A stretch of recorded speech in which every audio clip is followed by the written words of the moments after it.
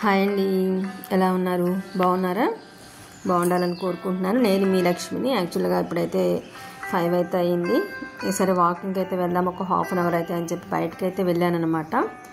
ఈ మధ్య అయితే చాలా స్కిప్ చేస్తున్నాను, ఎందుకంటే స్మాల్ కిడ్స్తో స్కూల్లో చాలా టైర్డ్ అయిపోతున్నాను.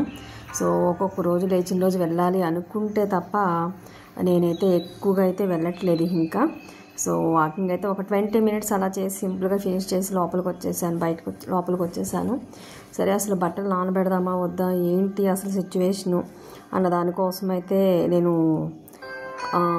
బయట ఆకాశం అయితే చూస్తున్నాను అనమాట. ఏమైనా వర్షం వచ్చేటట్టు ఉందా, మొన్నే 2 డేస్ ఎండిని బట్టలని. సో వద్దులే, కొంతసేపు అయినా ట్రై చేద్దాం, ఇలా గిన్నెలు అయితే కడుక్కుందామని చెప్పేసి ఇంకా అంట్లు కడగటం అయితే స్టార్ట్ చేశాను. ఇప్పుడైతే 5:30 అయితే దాటిందనమాట ఇంకా.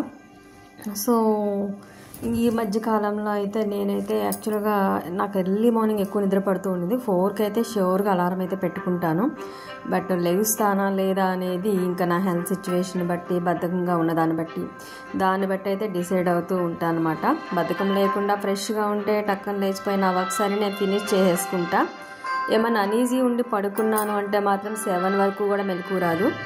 మాకు బయట 6కి మున్సిపల్ వాటర్ అయితే వస్తుంటే నేనైతే అవే ప్రిఫర్ చేస్తాను. మినరల్ వాటర్ చాలా తక్కువ, కాళ్ళ నొప్పులు వస్తాయి అంటారు కదా, ఎందుకులే అని. సో అక్కడైతే ట్యాప్ దగ్గర బిందె అయితే పెట్టేసి వస్తే వచ్చినప్పుడు పక్కన అంకుల్ వాళ్ళు ఎవరో ఒకరు పట్టేస్తారులే అనే టైప్లో బిందె అయితే బయట పెడదామని అయితే వెళ్ళాను అనమాట.